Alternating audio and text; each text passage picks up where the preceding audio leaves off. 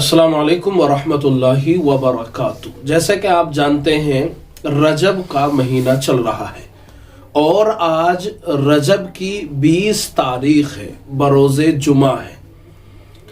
रजब के महीने के अंदर हमारे यहाँ एक रस्म अदा की जाती है जिसको कूंडे कहते हैं और ये 22 रजब को ये रस्म अदा की जाती है। सवाल ये पैदा होता है कि आखिरकार ये जो रजब के अंदर 22 रजब को जो कूंडों की रस्म अदा की जाती है वो क्यों की जाती है। कूंडों की रस्म के सिलसिले में कुछ लोगों को तो मालूम है और कुछ लोगों को मालूम नहीं है। जिन लोगों को मालूम है वो कहते हैं कि हजरत जाफर सादिक रहमतुल्लाह अलैह की नियाज के लिए हम 22 रजब को कूंडे करते हैं और कुछ लोगों को मालूम ही नहीं है। जिनको मालूम नहीं है वो कहते हैं कि हमने अपने आबा व अजदाद को, अपने घर के अंदर वालिदैन को, वालिदा को और इसी तरह हमसे ऊपर दादा दादी ऊपर तक ऐसे करते हुए देखा है, इस रस्म को अदा करते हुए देखा है, इसलिए हम भी 22 रजब को कूंडे करते हैं।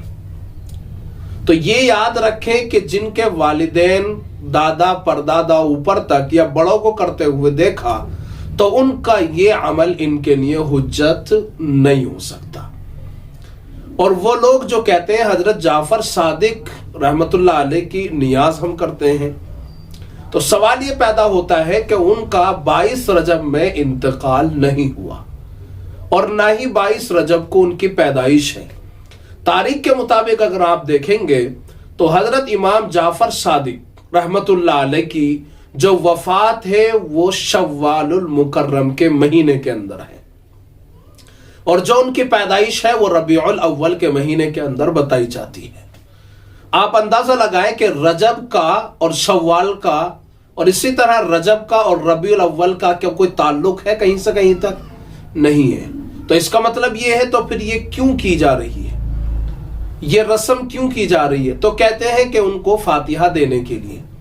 अब फातिहा कूंडों से ही क्यों? इसके अलावा, कूंडों के अलावा तो किसी और चीज से भी दी जा सकती है। अगर इमाम जाफर सादिक रहमतुल्लाह अलैह की आप नियाज कूंडों से देते हैं 22 रजब को, तो फिर हजरत अली रजी अल्लाह ताला अन्हु की भी वफात हुई है।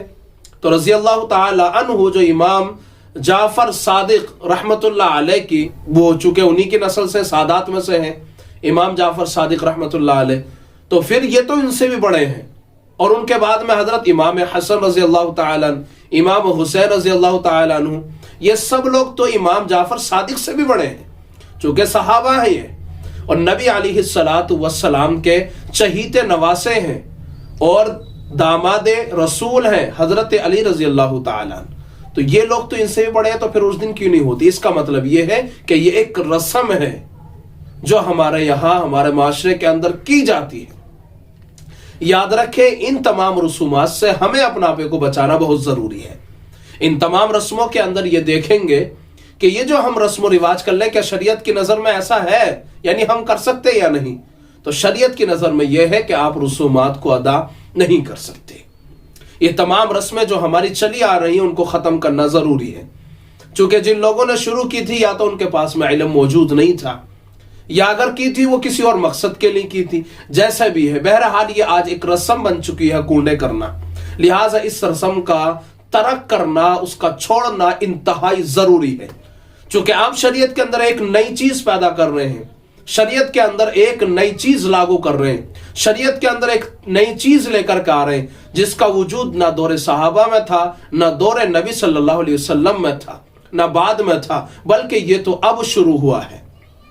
लिहाजा कूंडों की रस्मों का तरक करना इंतहाई जरूरी है। अगर आप नहीं करते तो आप एक रस्म के ईजाद करने वाले के उस गुनाह के अंदर यकीनन शामिल होंगे जिसने इस बिदात को ईजाद किया है। जिस तरह उसे गुनाह मिल रहा है, उसके बाद में जो लोग चले आ रहे हैं एक नई चीज का और बिदात का जो गुनाह उसे मिल रहा है, आपको भी मिल रहा है। आप एक नई रस्म शरीयत इस्लामिया के अंदर ज्यादा कर रहे हैं, लिहाजा इसका तर्क करना आपके लिए जरूरी है। उम्मीद करता हूं कि यह बात मेरी समझ में आ गई होगी। वीडियो को शेयर करें, लोगों तक पहुंचाएं, इस्लामी भाइयों तक पहुंचाएं, ताकि इस रस्म को छोड़ा जा सके। अस्सलाम वालेकुम व रहमतुल्लाहि व बरकातहू।